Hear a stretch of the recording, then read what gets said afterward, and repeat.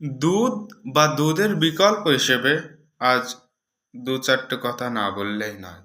শরীরে যখন calcium, protein বা ভিটামিনের অভাব দেখা দেয়, তখন ডাক্তাররা সাধারণত আমাদেরকে দুধ খেতে বলে। দুধে খাবারের ৬টি উপাদানই পাওয়া যায়। দুধকে বলা হয় সুষম খাদ্য। তবে সঠিক সময়ে বা সবার সাধ্য মতে দুধ কিনে খাওয়া বা দুধের যোগান দেওয়া সহজ হয়ে ওঠে না।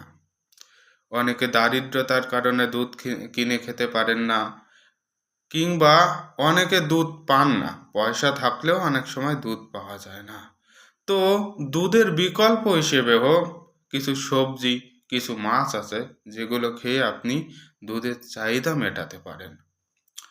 সজনে পাতা, ছোট মাছ, পালং শাক ছাড়াও আরও বেশ কয়েকটি সবজি আছে যেগুলো দুধের চেয়েও অনেক ক্যালসিয়াম, ভিটামিন এবং প্রোটিন পাওয়া যায়।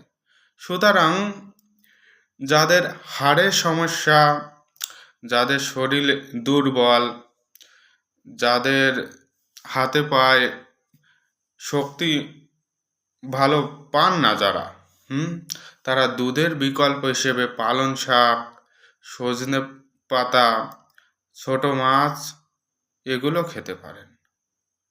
ধন্যবাদ।